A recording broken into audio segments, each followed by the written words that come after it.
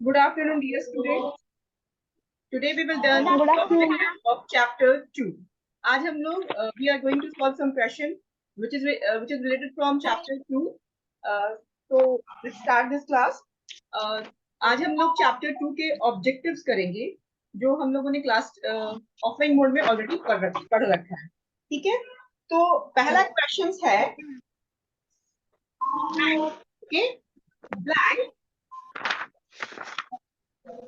are also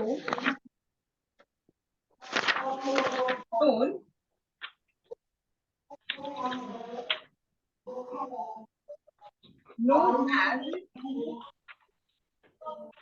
today factory of the plant.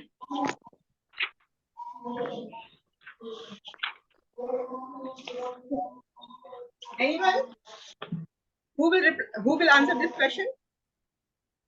Ma'am, leaf. Very good. Ma'am, leaf. Very good. Plant के कौन से हिस्से, कौन से पार्ट को हम फूड फैक्ट्रीज के नाम से जानते हैं? तो बच्चों ने बिल्कुल सही जवाब दिया, Leaf. Leaf. Very good. And the next question is Ma'am, leaf. हाँ, पहले सेकंड हमारा क्वेश्चन है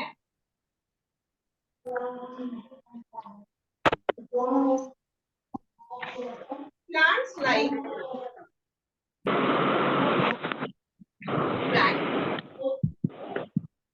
reproduce through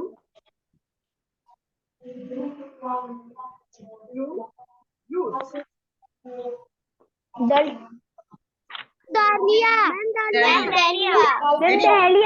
very good, very good. सबने सही आंसर किया. अब हम करते हैं क्वेश्चन नंबर 3. थर्ड है blank and blank are the raw materials needed for photosynthesis. Photosynthesis होने के लिए वो कौन से दो मटेरियल्स चाहिए होते हैं? Water and sunlight and water. Ma'am, water and carbon dioxide. And water. Ma'am, water and carbon dioxide. Carbon Carbon dioxide. ये dioxide. दो रॉ मटेरियल्स हैं जिनके हेल्प से फोटोसिंथेसिस प्लांट्स कर पाते हैं. नेक्स्ट क्वेश्चन है blank is a small hole present on the seed. जो छोटा सा सीड में होल पाया जाता है उस होल को हम Microphile. Microphile. माइक्रोफाइल. सही आंसर है. अब हम करते हैं question number 5. Movement of seeds from one place to another is called. Seed dispersal. Prince बहुत फास्ट आंसर कर रहे हैं. बहुत अच्छे, बहुत अच्छे. कि एक जगह से दूसरी जगह सीड्स का ट्रांसफर होना, मूव होना, उसे हम कहते हैं सीड डिस्पर्सल. अब हम लोग चैप्टर 2 के मैच द फॉलोइंग क्वेश्चंस करेंगे. ओके, पहला है type of reproduction without seeds. Vegetative reproduction. Very good. जो रिप्रोडक्शन, वेरी गुड, सही बताया सबने. जो रिप्रोडक्शन सीड्स के बगैर होता है, सीड्स के हेल्प से नहीं होता है, उस तरह की रिप्रोडक्शन को हम कहते हैं. जैसा कि हम जानते हैं प्लांट रिप्रोड्यूस करते हैं दो मोड ऑफ, मतलब दो तरीकों से. एक सीड्स की हेल्प से और दूसरा वेजिटेटिव पार्ट्स. हम लोगों ने वेजिटेटिव पार्ट्स को ऑलरेडी क्लास में पढ़ रखा है कि वेजिटेटिव पार्ट्स क्या होते हैं. आपके ये क्या बोलते हैं, ये सीड्स को छोड़ के बाकी सब पार्ट्स को हम वेजिटेटिव पार्ट्स कहते हैं. Green pigment present in leaf called. Ma'am, chlorophyll. Chlorophyll नहीं, क्लोरोफिल. Chlorophyll. Very good. ठीक है. पत्तियां या पेड़ हरे दिखते हैं, जिस पिगमेंट के प्रेजेंस से दिखते हैं उसे हम कहते हैं chlorophyll. Next question, a fruit that does not bear seeds. एक ऐसा फ्रूट जिसमें कोई सीड्स नहीं पाया जाता, नहीं दिखता है. Banana. वेरी गुड, सही है. लेकिन कुछ स्पीशीज बनाना के ऐसे भी होते हैं जिनमें सीड्स पाया जाता है. अब हम क्वेश्चन नंबर 4 करते हैं. रिप्रोडक्शन थ्रू लीव्स, हम लोगों ने पढ़ा है कि रिप्रोडक्शन थ्रू लीव्स जो होता है किसमें होता है? Bryophyllum. Very good, very good, bryophyllum. Very good Alok. Bryophyllum. हाँ आयुष, सही है। अब question number 5, dispersal of seeds through cracking. Ma'am pea and lady finger. Very good, ma'am pea lady finger. Pea and lady finger. सही है, बिल्कुल सही है। सभी बच्चों ने सही आंसर किया और ये जान के बहुत खुशी हो रही है कि आप लोग मेहनत कर रहे हैं। अब हम लोग चलते हैं टिक द करेक्ट ऑप्शंस। ठीक है, इस क्वेश्चन को हम लोग सॉल्व कर लेते हैं। The small baby plant coming out of a seed is known as the ma'am seedling. Seedling. Very good, सबने सही कहा, क्योंकि ग्रेन होगा नहीं। टमाटा हम जानते हैं क्या होता है, रूट क्या होता है, ये भी हम जानते हैं। अब दूसरा क्वेश्चन है, the process by which a plant make its food is called. Photosynthesis. तो बच्चों ने सही आंसर किया कि प्लांट वो कौन से प्रोसेस से अपना खाना फूड प्रिपेयर कर लेता है, जिसे हम कहते हैं photosynthesis. Next question, photosynthesis. next question, which of these plants has only one cotyledons? Ma'am wheat. हम लोगों ने पढ़ा है। अब आप मुझे ये बताओ, कोई जिया या प्रिंस या आयुष, आराध्या, ये मुझे बताओ कि कोटिलेडोन्स क्या होता है?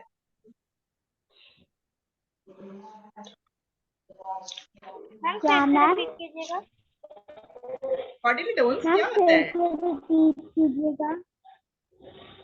मैम अंदर का पार्ट होता है सीड का। क्लास में आप लोग को मैंने बताया था ना कि सीड कोड के नीचे फूड मटेरियल स्टोर होता है। सीड अपने अंदर जो फूड मटेरियल को स्टोर करता है, जो सीडलिंग प्लांट्स या बेबी प्लांट को आगे जाके जर्मिनेशन के बाद फूड प्रोवाइड कर रहा होता है, न्यूट्रिशन प्रोवाइड कर रहा होता है, उसे हम कोटिलेडोन्स कहते हैं। तो आपको बताना था किसमें केवल एक कोटिलेडोन्स पाए जाएंगे, तो बिल्कुल सही आंसर है आप लोगों ने किया वीट, क्योंकि बीन्स भी नहीं होंगे, पी भी नहीं होगा और ग्राम भी नहीं होंगे। दो, ये इनमें दो कोटिलेडोन्स पाए जाते हैं। Question number 4, for proper germination a seed needs, germinate करने के लिए सीड्स को क्या क्या चीजों की जरूरत होती है? Ma'am water, air as well as Shashwat, बिल्कुल सही, बिल्कुल आराध्या सही, कि प्रॉपर जर्मिनेशन होने के लिए सीड्स को चाहिए प्रॉपर अमाउंट में, एप्रोप्रिएट अमाउंट में वाटर, एयर और टेम्परेचर, तभी जाके जर्मिनेट कर सकता है। नेक्स्ट क्वेश्चन है, lotus seeds are dispersed mainly through. Water. Very good, very good, सबने सही आंसर किया। कि जब यहाँ पे लोटस की बात आ रही है, जाहिर सी बात है ये एक्वेटिक प्लांट है, तो इसके लिए होगा वाटर। अब हम लोग कुछ शॉर्ट क्वेश्चन आंसर कर लेते हैं। Name the pigment present in green leaves of a plant.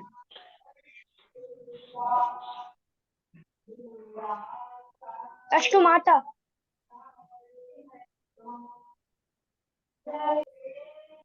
आपसे पूछा गया क्वेश्चन में, name the pigment present in green leaves of a plant. आपको उस ग्रीन पिगमेंट का नाम बताना है जिसकी वजह से पत्तियां हरी दिखती हैं, पौधे हरे दिखते हैं। Ma'am chlorophyll. Very good Aditya, very good Aditya, chlorophyll. Actual में क्लोरोफिल के प्रेजेंस की वजह से ही लीव्स, प्लांट्स हरे दिखते हैं, due to the presence of this pigment, and this pigment is called chlorophyll. आपसे पूछ रहा है, name the two methods of reproduction in plants. दो ऐसे मेथड बताइए जिससे प्लांट्स रिप्रोड्यूस करते हैं, रिप्रोडक्शन कर सकते हैं। तो हम लोगों ने पढ़ा था ना, लीफ एंड रूट। दो तरह के मेथड होते हैं, एक वेजिटेटिव रिप्रोडक्शन और दूसरा होता है सीड्स की हेल्प से रिप्रोडक्शन। ठीक है, आपको दो ऐसे प्लांट्स के नाम बताने हैं। Name two plants that reproduce through stem cutting. Ma'am rose. Okay, ma'am rose and lady rose. Ma'am rose and lady finger. Rose हो गया आपका, ग्रेप्स हो गया आपका, शुगर केन हो गया। लेडी फिंगर ऐसे प्लांट्स हैं जो रिप्रोडक्शन कर सकते हैं, अपने आप को रिप्रोड्यूस कर सकते हैं स्टेम के कटिंग से। ओके, सही है, आप लोगों ने सभी ने सही आंसर किया। तो इस तरह आज हम लोगों ने in this class we have done objective type question answer of chapter 2। ठीक है, अब हम लोग चैप्टर 3 की ओर बढ़ते हैं, जो कि हमारा चैप्टर होगा फॉरेस्ट। ठीक है, हमारा नेक्स्ट चैप्टर है forest. In our offline mode we have discussed about this chapter. हम लोगों ने ऑफलाइन मोड में इस चैप्टर के बारे में थोड़ा बहुत डिस्कशन किया था, है ना। हम लोगों ने जाना कि फॉरेस्ट क्या है ना बच्चे लोग। हम लोगों ने आज ही ये चीज जाना कि फॉरेस्ट किसे कहते हैं। लैंड के कई फॉर्म्स होते हैं, किसे मैंने आपको बताया था कि लैंड के अलग अलग फॉर्म्स होते हैं, रूप होते हैं, है ना। किसी को हम माउंटेन कहते हैं, किसी को हम हिल कहते हैं, किसी को हम डेजर्ट कहते हैं, और किसी को हम फॉरेस्ट कहते हैं, किसी को प्लेन्स कहते हैं, है ना।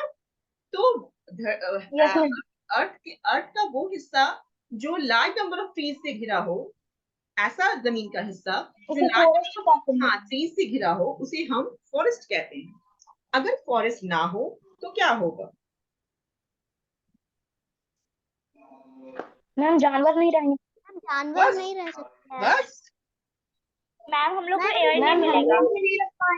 हम लोगों ने पढ़ा था, है ना बच्चा लोग, हम लोगों ने पढ़ा था कि हमारी लाइफ में फॉरेस्ट का, प्लांट्स का बहुत होता है ना।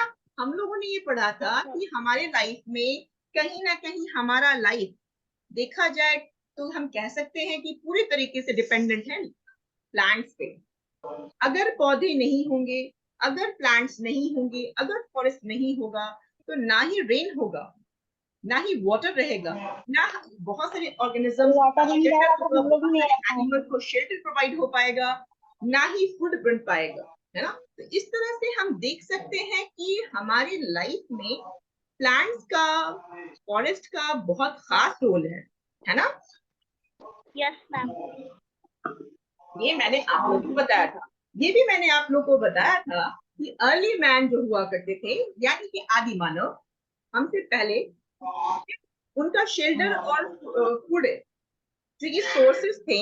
एक मिनट, हम लोग को पढ़ा था for early man forest was his home where he got food and shelter. अगर हम आदि मानव की बात करें, प्राचीन व्यक्तियों की बात करें, तो उनका जो फॉरेस्ट हुआ करता, उनके रहने की जगह हुई करती थी, और इनसे ही उन्हें शेल्टर और फूड मिला करता था। ठीक है, तो आज भी अगर हम अपनी जिंदगी को कंपेयर करें, तुलना करें पेड़ों के साथ, तो हमारा रिलेशन भी बहुत घनिष्ठ है पेड़ों के साथ, वनों के साथ। कहीं ना कहीं हम टोटली डिपेंडेंट हैं अपने फॉरेस्ट पे, प्लांट्स पे। अब यहाँ पर एक टॉपिक आता है, एडवांटेजेस ऑफ फॉरेस्ट। मतलब अगर जंगल है, उसके क्या फायदे हैं, क्या लाभ है? तो बिल्कुल लाभ है हमारी जिंदगी में, है ना। जैसा कि हम जानते हैं कि ट्रीज जो होते हैं एयर को प्यूरिफाई करते हैं, शुद्ध करते हैं, है ना, साफ करते हैं by absorbing carbon dioxide and releasing oxygen. जैसा कि हम जानते हैं प्लांट जो होते हैं, ये हमारे एटमॉस्फेयर में पाए जाने वाले कार्बन डाइऑक्साइड को एब्सॉर्ब कर, उसे क्लीन कर, हवा को शुद्ध कर एक इंपॉर्टेंट गैस हमें दे रहे होते हैं, जिसके बिना पे ही हम जीवित है ना। आप ब्रीदिंग कर रहे हो, आप ब्रीथ कर रहे हो, आप ब्रीथ कर रहे हो, तो जो इनहेल कर रहे हो, आप जो जिस गैस को इनहेल कर रहे हो, ले रहे हो, उसे हम कहते हैं ऑक्सीजन। और ये ऑक्सीजन हम आपको मिल कहां से रहा है? मैम ट्री से। प्लांट से, ट्री से, कह सकते हैं प्लांट से, ट्री से ये हमें ऑक्सीजन मिल रहा है। This helps to maintain the climate balance over large areas। दिया हुआ है।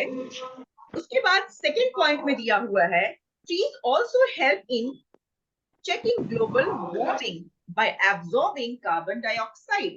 कार्बन डाइऑक्साइड हमारे अर्थ के टेम्परेचर को मेंटेन करने के लिए चाहिए, लेकिन अगर इसका एक्सेस अमाउंट हमारे अर्थ पर एक्यूमुलेट होता चला जाए, रहता चला जाए, तो हमारे अर्थ का टेम्परेचर बढ़ सकता है, जिससे कि बहुत सारे ग्लेशियर्स, बहुत सारे चीजें मेल्ट करना शुरू हो जाएंगे। और अगर ये ग्लेशियर्स मेल्ट करना शुरू कर जाएंगे तो धरती पर बाढ़, बहुत बड़ी तबाही आ सकती है।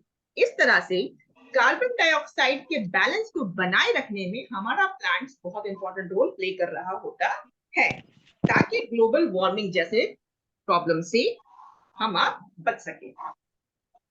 ठीक है। Forest act as natural absorber of rain water. ठीक है, नेचुरल एब्जॉर्बर क्यों? यहाँ पे एब्जॉर्ब का मतलब होता है, एब्जॉर्ब मतलब क्या होता है बच्चे? अंकित, शाश्वत, क्या होता है बेटा? तो जो रेन वाटर हो रहा है ना, ये कैसे एब्जॉर्ब कर रहा है? कैसे एब्जॉर्ब कर रहा है, आप बताओ। हम आपको पता है कि रूट मिट्टी से बंधा हुआ होता है, मिट्टी को अपने अंदर बांधे रखता है। तो जो रेन वाटर होता है उसको हमारे रूट्स जड़ों में उस पानी को बांधे रखने में, रेन वाटर को बांधे रखने में मिट्टी में हेल्प करते हैं, इसलिए इसे हम नेचुरल रेन वाटर एब्जॉर्बर भी कहते हैं। ठीक है। दिया हुआ है फॉरेस्ट जो होता है, forest prevent soil erosion. Soil erosion का मतलब होता है the removal of upper layer of the soil, यानी कि धरती की मिट्टी की ऊपरी सतह का हटना, छटना, इसे हम सॉइल इरोजन कहते हैं। अगर ये चीज ना हो तो सॉइल इरोजन बहुत हो सकता है। इस चीज को प्रिवेंट करने में भी हमारा प्लांट्स अहम रोल निभाता है। Trees bind soil particles with their strong roots. क्या करते हैं? मिट्टी के पार्टिकल्स या मिट्टी धरती के लेयर से बिखरे नहीं, हटे नहीं, वॉश नहीं हो, इसके लिए रूट्स के जो प्लांट्स के रूट्स होते हैं उन मिट्टियों को अपने साथ बांधे रखते हैं, ताकि बहुत तूफान आए, बहुत बारिश हो, बहुत बाढ़ आए तो मिट्टी को ये अपने साथ बहाकर ना ले जाए। ये इस तरह से हमारा प्लांट्स और उनके रूट्स सॉइल इरोजन को भी रोकता है। Forest prevents floods as the soil. ठीक है, सॉइल जो होता है, ये फ्लड्स को भी, मतलब बाढ़ को भी हमारा पेड़ रोकता है। ठीक है। और साथ ही साथ forest help to bring good rainfall. अच्छी वर्षा होने के लिए हमारा पेड़ बहुत बड़ा रोल प्ले करता है। हम जानते हैं प्लांट जो होते हैं एक प्रोसेस करते हैं जिन्हें हम ट्रांसपिरेशन कहते हैं। और अगर पेड़ों से, अब ये सवाल ये उठता है कि ये ट्रांसपिरेशन क्या होता है? ट्रांसपिरेशन जो होता है, पौधे, प्लांट्स अपने बॉडी से कुछ वाटर को रिलीज करते हैं in the form of vapour, इसे हम कहते हैं ट्रांसपिरेशन। अगर पेड़ों की संख्या ज्यादा होगी, ट्रांसपिरेशन ज्यादा होगा, और ट्रांसपिरेशन ज्यादा होगा तो ये वेपर के फॉर्म में बादल में जाके क्लाउड का फॉर्मेशन करेंगे, और क्लाउड फिर कंडेंस करके रेन के फॉर्म में हम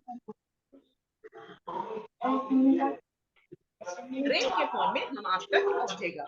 तो हम देख रहे हैं कि वर्षा, रेनफॉल होने में, गुड रेनफॉल होने में भी हमारे फॉरेस्ट का एक अहम रोल है। Forest also serve as home to many types of animals. दिया हुआ है बहुत तरह के जानवरों को रहने की जगह, उनके शेल्टर की तरह काम करता है ये हमारा फॉरेस्ट। आपने सुना होगा न्यूज में कि कई तेंदुए, कई शेर, बाघ जंगलों से शहर की ओर माइग्रेट कर रहे हैं, देखने को मिल रहा है। ये ऐसा इसलिए क्योंकि हम आप अपनी नीड्स के लिए इन जंगलों को काटते चले जा रहे हैं, जिनसे उनका नेचुरल शेल्टर प्रभावित हो रहा है, अफेक्टेड हो रहा है। ठीक है। तो यहाँ पर वही बताया जा रहा है, forest also serve as home to many types of animals. These include mammals, reptiles, insects, birds and wild animals. ये तो हो गई एडवांटेज, लाभ। अगर वन है तो पानी है, वन है तो अच्छा रेनफॉल होगा, वन है तो कई एनिमल्स को शेल्टर मिलेगी, उन्हें फूड मिलेगा। रेन है तो कार्बन डाइऑक्साइड का लेवल हमारे एटमॉस्फेयर में, हमारे अर्थ पे मेंटेन बना रहेगा। अगर फॉरेस्ट है तो ऑक्सीजन हम आपको मिल पाएगा, अगर फॉरेस्ट है तो हमें फूड मिल पाएगा। तो हम लोगों ने ये जाना कि ये एडवांटेजेस है फॉरेस्ट होने के। अगर हम कह सकते हैं कि अगर पेड़ ना हो तो क्या जीवन नहीं होगा, तो कहना बिल्कुल गलत नहीं है, बिल्कुल सही है कि अगर फॉरेस्ट नहीं होंगे, अगर प्लांट्स नहीं होंगे तो लाइफ का एग्जिस्ट करना अर्थ पर बहुत ही असंभव सी बात है, इम्पॉसिबल बात है। ठीक है, तो इस तरह से हम लोगों ने जाना कि क्या लाभ है, क्या फायदे हैं फॉरेस्ट होने। ठीक है, अब हम लोग पढ़ते हैं फॉरेस्ट प्रोडक्ट्स। फॉरेस्ट में हमें कौन कौन सी चीजें मिलती हैं। Forest provide a number of things that are used by human. बहुत सारी चीजें फॉरेस्ट हम आपको प्रोवाइड कर रहा है। सम फॉरेस्ट प्रोडक्ट्स आर, बताया गया है, जैसे कि वुड, जिसे हम टिम्बर कहते हैं। ठीक है, लकड़ियां, would obtain from trees in forest. लकड़ियां जो होती हैं जंगलों से आती हैं, मिलता है हमें। Is used for making furniture. आपके घर में अभी डोर है, जैसे कि आराध्या की दरवाजा है, देखो लकड़ी का दरवाजा है। किसी के घर में फर्नीचर होगा, आप अभी टेबल पे होंगे, आपका मोबाइल अभी टेबल पे रखा होगा, आप जब रेस्ट करने जाओगे तो जरूर बेड पे जाओगे, वो बेड भी लकड़ी से बना हुआ होगा। आप जब स्कूल आते हैं तो आप जिस पे बैठते हैं, वो बेंचेस है ना, वो बेंच भी लकड़ी से बने हुए। ये सारी चीजों को, सारी तरह के फर्नीचर्स को बनाने में हम इस्तेमाल में जो लाते हैं वो वुड ही लाते हैं। ठीक है, तो ये वुड किस चीज का प्रोडक्ट है, तो ये हमारे फॉरेस्ट का प्रोडक्ट है। ठीक है, it is also use for making paper and as a fuel. साथ ही साथ ये फ्यूज की तरह भी काम करता है। आज भी कई ऐसी जगहें हैं, कई गांव हैं, कस्बे हैं, जहां पर हम ईंधन के रूप में जिस फ्यूज का इस्तेमाल करते हैं वो लकड़ी है। आज भी आपके कोई नाना या नानी घर अगर कोई जाते होंगे, या किन्हीं का घर गांव देहात में होगा, तो आप देख रहे होंगे कि वहां पे हम फ्यूज का इस्तेमाल में जिस चीज को ला रहे होते हैं वो होता है लकड़ियां, है ना, होता है ना।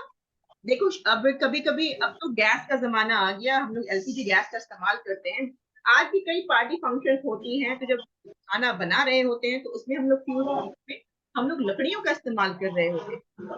ये जो फ्यूज, ये जो लकड़ियां हैं, ये जो पलंग है, ये दरवाजे हैं, ये फर्नीचर है, ये सारी चीजें जो बन रही हैं, ये किसकी हेल्प से बन रही है, इन्हीं लकड़ियों की वजह से। और ये लकड़ी हमें आपको कहाँ से मिल रहा है,